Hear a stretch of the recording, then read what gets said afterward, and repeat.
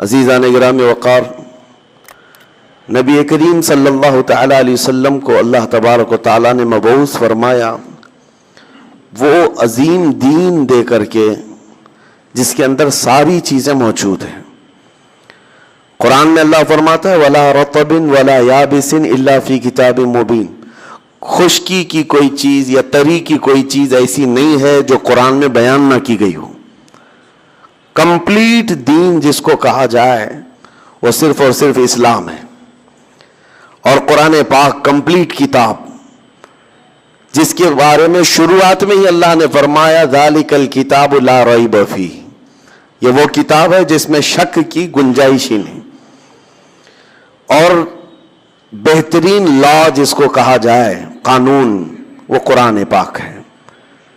وجہ یہ ہے کہ دنیا کا جتنا بھی ٹیلنٹڈ آدمی ہو، ذہین آدمی ہو، ہے تو انسان، بہت ہی اعلیٰ دماغ کا آدمی بھی ہو، جب وہ قانون بنائے گا تو اس کا ذہن جتنی دیر تک چلتا ہے، جتنی دور تک چلتا ہے، اس حساب سے بنائے گا، اس کے زمانے کے حالات دیکھ کر کے بنائے گا۔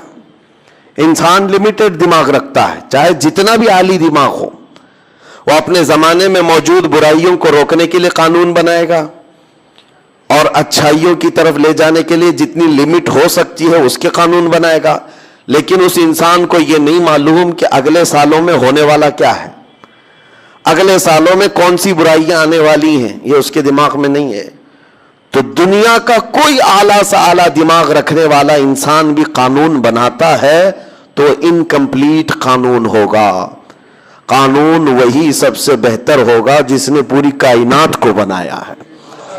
اس رحمان کو یہ اچھی خبر ہے کہ کل کیا ہونے والا ہے، قیامت تک کیا ہونا ہے، اور اس کے علاوہ انسان کی باریکیاں، اس کی ضروریات ایسی ہے کہ اس کا بنانے والا ہی بہتر جانتا ہے اس کے لیے کون سی چیز نفع بخش ہے، کون سی چیز نقصان دہ۔ مثال کے طور پر آپ، ایسا تو نہیں ہوتا کہ واشنگ مشین خرید رہے ہیں اور پھر اس کے استعمال کرنے کا طریقہ جو ہے آپ جا کر کے موٹر سائیکل کی کمپنی سے پوچھتے ہوں، بائک والی کمپنی سے پوچھتے ہو میری واشنگ مشین چلانے کے گائیڈز آپ دو، رولز آپ دو۔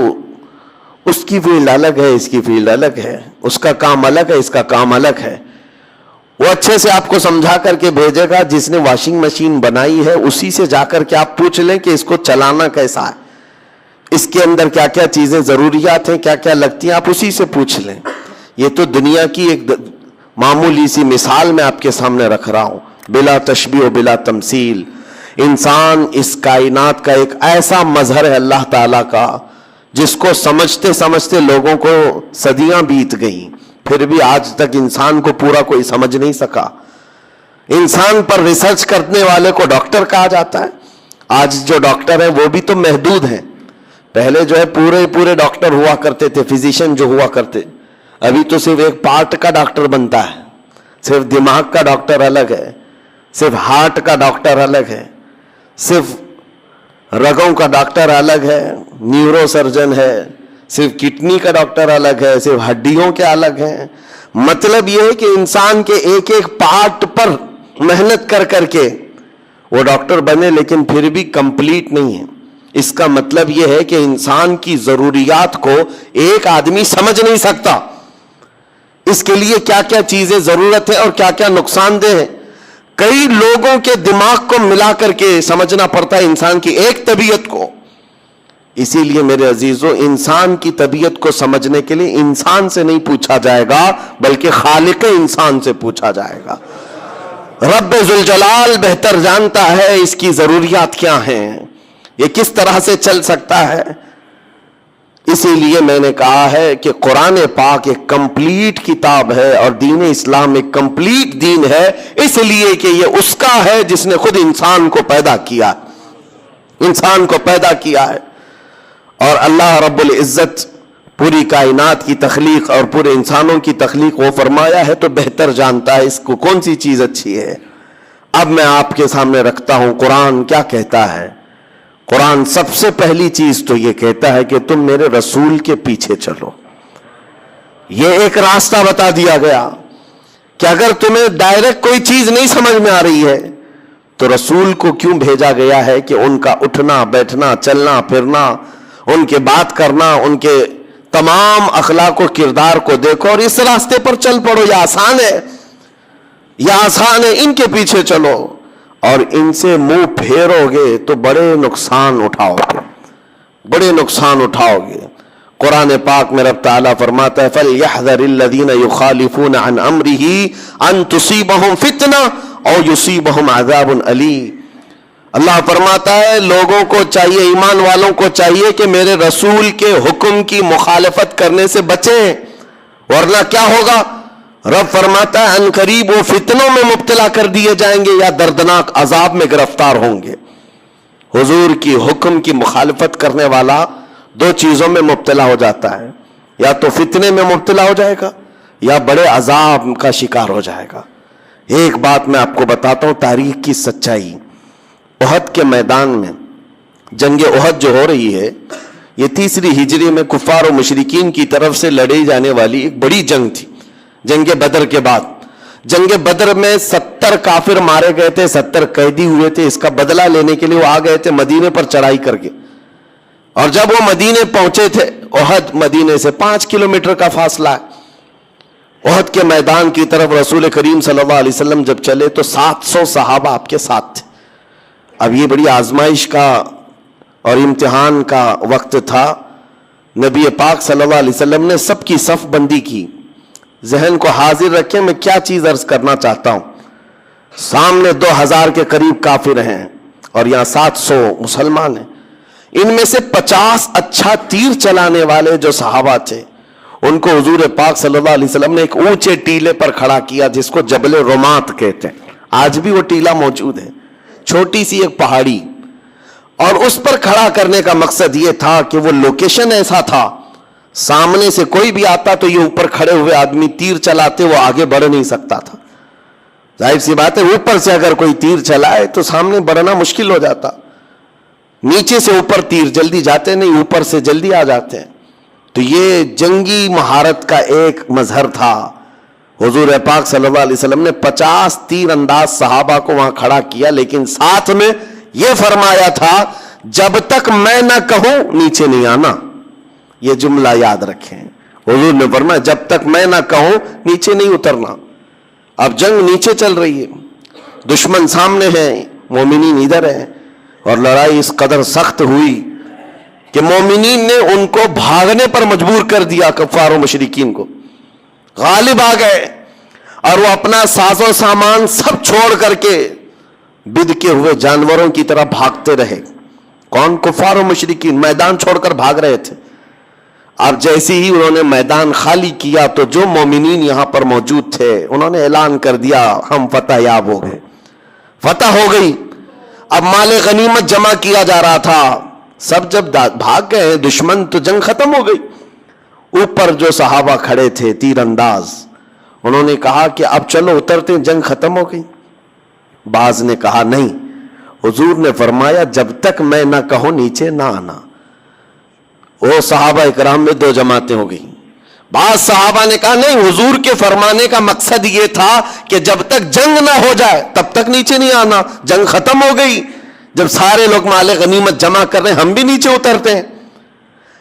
اس بات پر جب صحابہ اکرام میں بحث ہوئی تو 40 صحابہ نیچے اتر آئے. تقریباً 40 لوگ نیچے اتر آئے. 10 لوگ وہ کہے کہ نہیں ہم یہیں کھڑے رہیں گے، وہ کھڑے رہ گئے. لیکن ہوا یہ کہ بھاگے ہوئے کفار و مشرکین میں خالد بن ولید بھی تھے. اس وقت وہ ایمان لائے ہوئے نہیں تھے. انہوں نے 200 گھڑ سواروں کو ساتھ کیا. انہوں نے دیکھا کہ وہ لوکیشن خالی ہو چکا ہے جو ان کے لیے ڈینجر تھا. وہاں سے اتر گئے لوگ تو گھوڑے دوڑاتے ہوئے بہت دور سے راؤنڈ مار کر کے پیچھے کی طرف سے آ کر کے 10 صحابہ جو کھڑے تھے ان کو شہید کر دیا. پہلے سب سے پہلے ان 10 کو ختم کیا اور اس کے بعد پھر جو نیچے صحابہ تھے مال غنیمت جمع کر رہے تھے اچانک حملہ کیا پیچھے سے. کفار و مشرکین پلٹ کر کے آئے، اچانک حملہ کیا، یہ سنبھل ہی نہیں پائے. اور جو بھاگے ہوئے تھے وہ بھی پلٹ کر کے آ گئے. ادھر پیچھے سے بھی آگے سے بھی اس طرح سے پس گئے کہ اسی جنگ کے اندر 70 صحابہ کی شہادت ہوئی، جس میں بڑے بڑے صحابہ تھے، بڑے بڑے صحابہ، اور بہت عظیم تاریخ ہے یہ جنگ احد کی. اس کو بیان کرو تو رونگٹے کانپ جاتے ہیں. یہی وہ جنگ ہے جس میں حضرت امیر حمزہ کا سینہ چاک کر کے کلیجہ نکال کر چبایا گیا تھا. یہی وہ جنگ احد ہے جس میں حضرت عبداللہ بن جحش رضی اللہ تعالیٰ عنہ ایک صحابی ہیں جن کے پورے جسم کے 80 ٹکڑے کیے گئے تھے، اور کفار و مشرکین نے رسی میں ان کے ٹکڑے باندھ کر ہار بنا کر گلے میں پہنا. حضرت انس بن نزیر ایک صحابی ہیں جن کو پورا ایسا رگڑ دیا گیا تھا، مسلح کر دیا گیا تھا، سوائے ایک انگلی کے ان کے جسم میں کوئی چیز باقی نہیں تھی.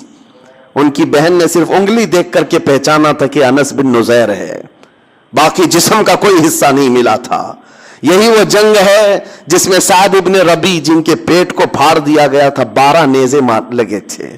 یہی وہ جنگ ہے جس میں حضرت حنظلہ جن کی شادی آج ہی ہوئی تھی، ایک رات پہلے شادی ہوئی تھی اور دولہا اسی جنگ میں شہید ہوا تھا. یہ وہ جنگ ہے جس میں بڑے بڑے صحابہ شہید ہوئے، بڑے بڑے صحابہ شہید ہوئے. لیکن سب سے بڑی بات تو یہ ہے کہ یہاں تک کفار و مشرکین کے ہاتھ پہنچ گئے کہ نبی پاک صلی اللہ علیہ وسلم کے قریب آ گئے. ایک ظالم نے لوہے کی ٹوپی جو جنگوں میں پہنی جاتی تھی وہ اٹھا کر حضور کے چہرے پر مارا، جس کی وجہ سے حضور پاک صلی اللہ علیہ وسلم کے رخسار، آپ کے گالوں سے ایک دانت لوہے کے اندر چلی گئی اور حضور کے 2 دانت مبارک وہاں شہید ہوئے تھے. اور وہ دانت ایسے اندر چلی گئی تھی کہ نکالنا مشکل تھا، لوہے کی، جس کو حضرت ابو عبیدہ بن جراح رضی اللہ تعالیٰ عنہ نے اپنے دانتوں سے پکڑ کر کے کھینچا تھا حضور کے اس رخسار پر چبھی ہوئی دانت کو، اور جس کی وجہ سے حضور کے 2 دانت مبارک اس میں شہید ہوئے. یہ وہ جنگ ہے جس میں بڑا نقصان ہوا، 70 صحابہ، وہ بھی بڑے بڑے صحابہ شہید ہو گئے. کہنا کیا چاہ رہا ہوں میں کس لیے یہ جنگ احد کا ذکر کر رہا ہوں پتہ ہے آپ کو؟ بتاتا ہوں. اتنا بھاری جو نقصان ہوا، اس کے اسباب کیا تھے؟ ظاہر سی بات ہے جب جنگ میں خسارہ ہو تو نقصان اور خسارے کا سبب ڈھونڈنا ضروری ہے.